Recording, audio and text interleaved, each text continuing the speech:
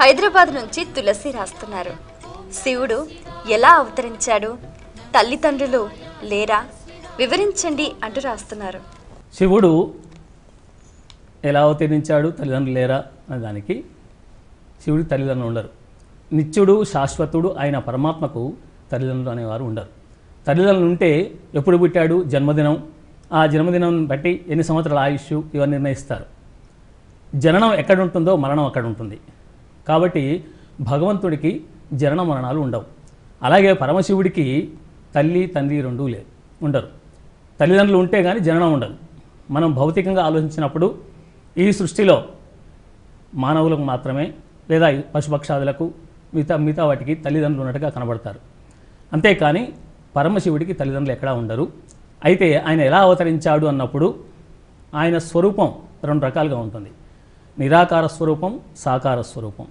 నిరాకారుడుగా ఆయన లింగ రూపంలో అవతరించాడు. మనకు అవతరణం అది ఒకటే కనబడుతుంది. అది కూడా మాఘ బహుళ చతుర్దశి ఆ రోజున మధ్యరాత్రి వేళ ఆయన మనకు దర్శనం ఇచ్చాడు. కాబట్టి ఆ రోజే ఆయన అవతరించినట్టుగా మనం చెప్పుకుంటున్నాం. ఎందుకు అవతరించాల్సి వచ్చింది ఆయన అన్నప్పుడు మనకు ముగ్గురు మూర్తులను మనం చెప్పుకుంటాం. సృష్టి కార్యక్రమాన్ని నిర్వహించడానికి భగవంతుడు 3 రూపాలుగా అవతరించాడు. ఒకటి బ్రహ్మ సృష్టికర్త, రెండోవాడు విష్ణువు స్థితికారకుడు.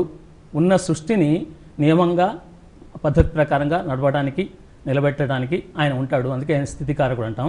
3వ తత్వం మన శివుడు. ఈ శివుడు లయకారకుడు అని చెప్తారు.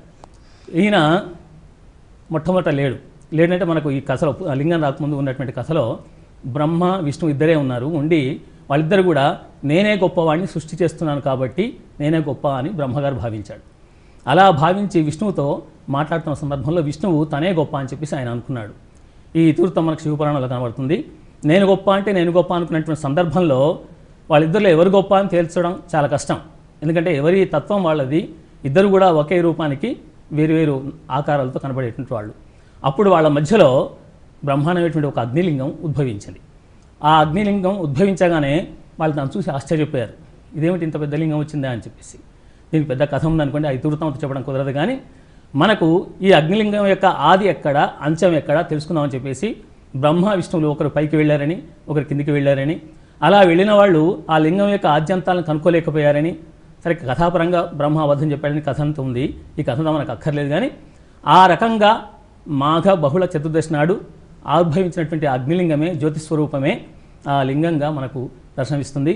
ఆ రోజే ఆయన పుట్టినరోజుగా మనం భావించాల్సి ఉంటుంది. ఎందుకంటే ఆయన పుట్టినరోజు అనేది ప్రత్యేకంగా ఉండదు. శివరాత్రి రోజు మధ్యరాత్రి వేళ లింగావిర్భావం జరిగింది కాబట్టి శివరాత్రి అనే పేరు కూడా అందుకే వచ్చింది. శివుని యొక్క రాత్రి అది.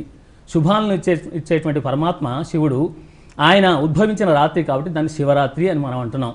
అలా శివరాత్రి పండుగ జరుపుకోవడానికి ప్రధానమైనటువంటి అంశం ఆ లింగోద్భవ కాలమే మనకు ప్రధానమైంది.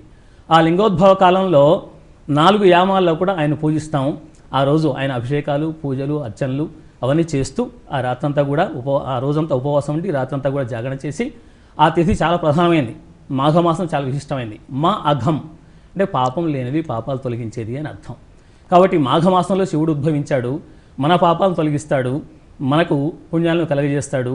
మనం కేవలం ఆయన మీద ఆధారపడి ఆయన అర్చన మాత్రం చేస్తూ ఉంటే సరిపోతుంది. కాబట్టి శివలింగోద్భవ కాలాన్నే శివుడు అవతరించినట్టుగా మనం చెప్పుకుంటూ ఉన్నాం.